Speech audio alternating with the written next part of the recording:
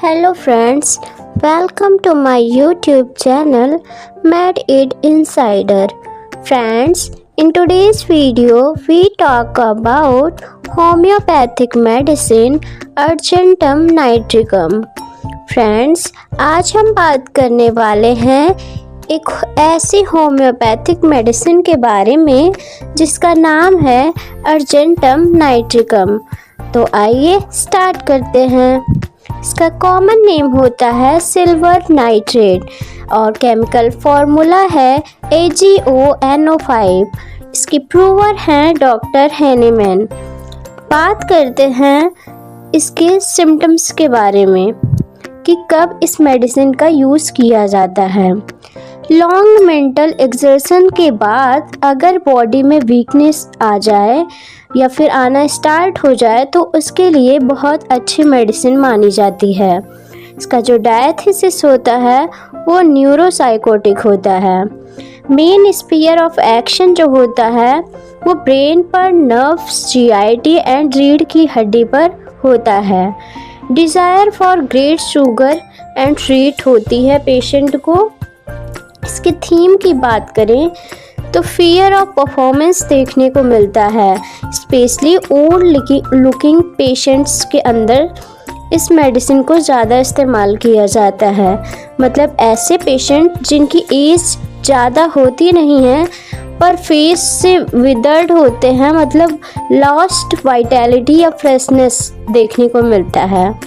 And patient जो होता है वो ड्राइड अप लगता है, specially long continued mental exertion वाले पेशेंट जिनके ऊपर हमेशा दिमागी प्रेशर रहता है। एग्जाम्पल की बात करें तो doctors, lawyers, students, teacher etcetera. Fear of losing confidence देखने को मिलता है पेशेंट के अंदर। कई बार पेशेंट इम्पल्सिव हो जाता है मेंटली या फिजिकली और पेशेंट को भीड़ से डर लगता है। ऐसे पेशेंट को ज़्यादा मेडिसिन सूट करती है जिन्हें हर काम में बहुत जल्दीबाजी रहती है और फिक्स आइडियाज़ रहते हैं। जब भी ऐसे कोई बिना ऑप्शन की चीज़ें जहाँ होती हैं वहाँ जाना पेशेंट बहुत अवॉइड करता है। मेंटल एंजाइटी बढ़ने पर GIT प्रॉब्लम्स बढ़ जाती है पेशेंट की। एग्जामिनेशन से पहले पेशेंट का पेट खराब हो जाता है, डायरिया देखने को मिलता है। हमेशा पेशेंट जो रहता है वो हरीड रहता है और अकेले में भी नहीं रह सकता है। डिज़ायर फॉर कंपनी तो रहती है लेकिन फियर ऑफ क्राउड भी देखने को मिलता है। क्लोज रूम में भी पेशेंट नहीं रह पाता है। बाइपोलर डिसऑर्डर्स में भी बेस्ट वर्क करती है यह मेडिसिन। हाइपर रिएक्टिविटी डिसऑर्डर में भी इसका अच्छा काम है।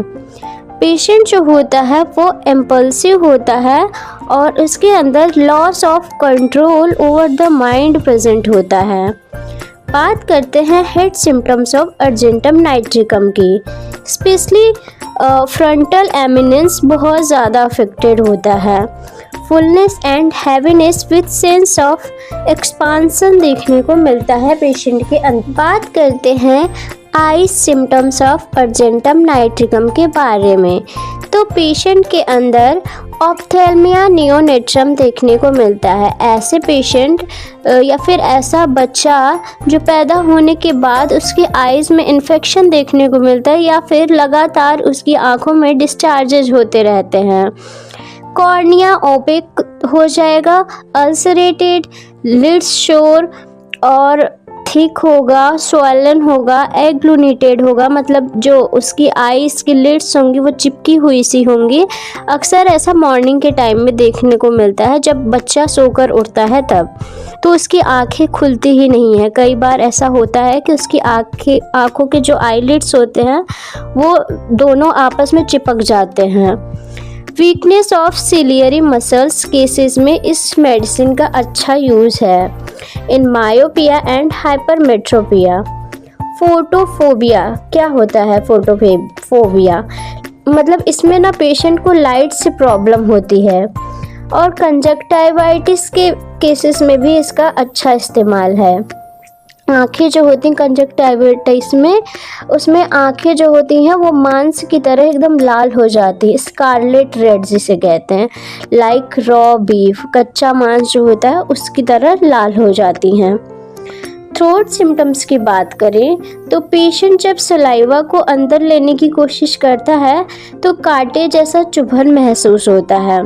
Sensation of sphincter in throat when swallowing, specially in case of singers, अक्सर ऐसा सिंगर्स के केसेस में देखा जाता है, जैसे गले में, उनके गले में ऐसा महसूस होता है जैसे हेयर जैसा कुछ फंसा हो, ऐसा उन्हें महसूस होता है। बात करते हैं रेस्पिरेटरी सिम्टम्स की, तो डिज़ायर फॉर फ्रेश एयर देखने को मिलेगा। Chronic laryngitis of singers, the high notes cause cough. Friends, आइए बात करते हैं GIT symptoms of argentum nitricum के बारे में। स्पेशली डिस्निया, मतलब कि डिस्निया नहीं, डिस्पेप्सिया मतलब कि अपच के केसेस में इस मेडिसिन का अच्छा इस्तेमाल है। बेल्चिंग मतलब खट्टी डकार आफ्टर एवरी मील, प्रत्येक मील के बाद पेशेंट को बेल्चिंग से महसूस होती है। एग्जामिनेशन से पहले पेशेंट का पेट खराब होने लग जाता है। और इसके स्टूल की बात करें तो पेशेंट का स्टूल जो होगा वो वाटरी, अनडाइजेस्टेड, ग्रीनिश, म्यूकस और स्मेली होगा। डायरिया मीठी चीज़ें खाने से अक्सर होंगी। पेशेंट को डिज़ायर भी रहती है मीठी चीज़ों की, पर जैसे ही वो मीठा खाता है तो उसे डायरिया होना स्टार्ट हो जाता है। स्वीट की डिज़ायर तो बहुत ज़्यादा होती है, पर खाने से प्रॉब्लम भी है, मतलब पेट खराब हो जाता है। और आइसक्रीम खाने से या कुछ भी ठंडा खाने से पेशेंट की प्रॉब्लम जो होती है वो बढ़ जाती है। यूरिनरी सिम्टम्स की बात करें तो यूरिन पास करके वापस आने के बाद भी उसके 2 से 3 ड्रॉप्स गिरते ही गिरते हैं। सिफिलिस और गोनोरिया, मतलब यूरिन पास करने के बाद येलोइश डिस्चार्ज निकलता है, ऐसे सिफिलिस और गोनोरिया के केसेस में। Urine passes unconsciously day and night, patient जो होता है अनकॉन्शियसली यूरिन पास करता है, चाहे रात में या फिर दिन में भी। मेल रिप्रोडक्टिव सिम्टम्स की बात करें तो उसमें ना इम्पोर्टेंस देखने को मिलता है। Due to mental exertion erections fail, coition जो होगा वो पेनफुल होगा। फीमेल रिप्रोडक्टिव सिम्टम्स की बात करें तो painful followed by bleeding from vagina. Metrorrhagia देखने को मिलता है इन यंग विडोज़ के अंदर, इरेगुलर पीरियड्स देखने को मिलते हैं। And acrid leucorrhoea, sexual performance बहुत ज़्यादा पेनफुल या क्वेश्चन के बाद ब्लीडिंग होती है। एक्सट्रीमिटीज़ की बात करें तो लोअर एक्सट्रीमिटीज़ के वीकनेस विद ट्रेम्बलिंग, मतलब लोअर एक्सट्रीमिटीज़ जो होती है उनमें वीकनेस देखने को मिलेगा और ट्रेम्बलिंग भी साथ में। आँख बंद करके बिल्कुल भी पेशेंट जो होता है वो चल नहीं सकता है, चलने में वो मतलब लड़खड़ाता रहता है। मॉडलिटीज़ की बात करें कि क्या करने से पेशेंट के सिम्टम्स एग्रेवेट होते हैं और किससे पेशेंट को आराम मिलता है, तो क्योंकि पेशेंट जो होता है इसका वो हॉट होता है, तो हर गर्म चीज़ से पेशेंट को की जो प्रॉब्लम होती है वो बढ़ जाती है।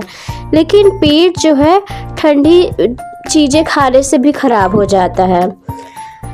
एमेलियोरेशन की बात करें तो ठंडी जगह पे जाने पर पेशेंट को आराम मिलता है।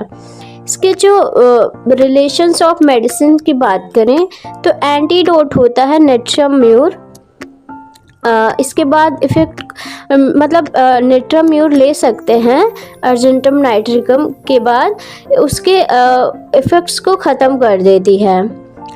और इनिमिकल जो इसकी रेमेडी होती है, अर्जेंटम नाइट्रिकम लेने के बाद कॉफिया बिल्कुल भी नहीं लेना चाहिए।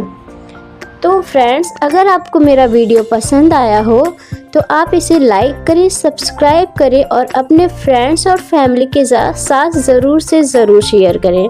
Thank you for watching.